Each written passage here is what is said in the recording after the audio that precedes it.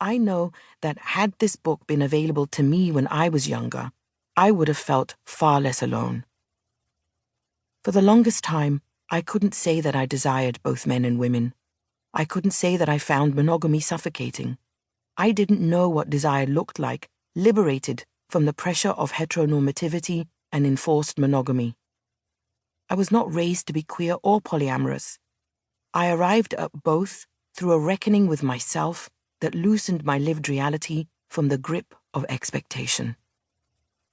Revolutions are too often thought of as things that happen out there, when instead they must begin in here, in our social circles and in our homes. In her 1969 essay on the issue of roles, Toni Cade Bambara, a Black American author, documentary filmmaker, and social activist, writes, "Revolution begins with the self, in the self. We'd better take the time to fashion revolutionary selves, revolutionary lives, revolutionary relationships. If your house ain't in order, you ain't in order. It is so much easier out there than right here. The revolution ain't out there yet, but it is here.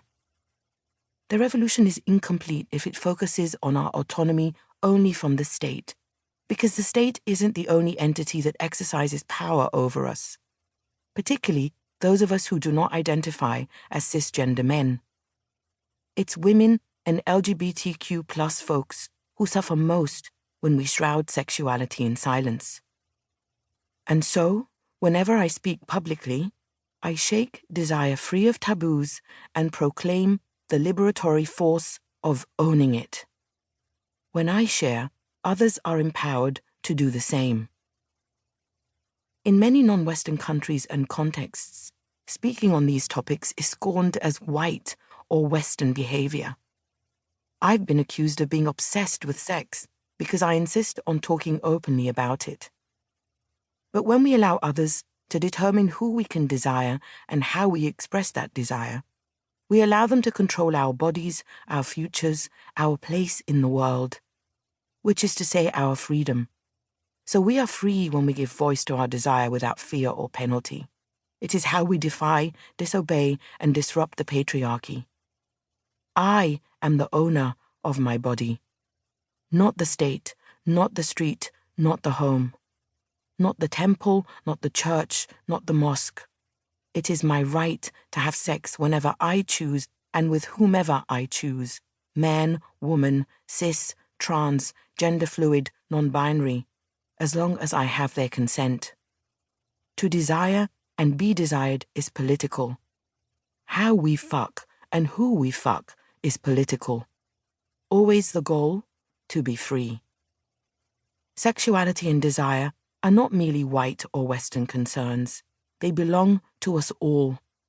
Muslim women and gender-expansive Muslims are much more than our headscarves and our hymens.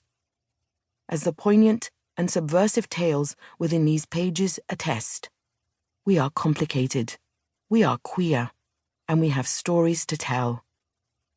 And together, our stories are more powerful than any amount of shame and silence. Prologue. The evening I lost my virginity, almost 2 decades ago, in Morocco, at my high school boyfriend's house, I called my religious mother over the phone to get her permission first. I have to be clear. Seeking permission from a parent to have sex for the first time isn't a customary act in Islam. But throughout my formative years, my mother had made sure to teach me the value of my hymen. She told me that my vulva is like a secret garden, and that the only person who should ever have access to it is my future husband. The husband who, as I write this, still does not exist. My mother and I were particularly close. I felt I needed her to consent before I could give away my most prized possession to a boyfriend. She knew the boyfriend and his good people parents. To her, this relationship seemed like it had respectable long-term prospects. We could someday get married. She approved.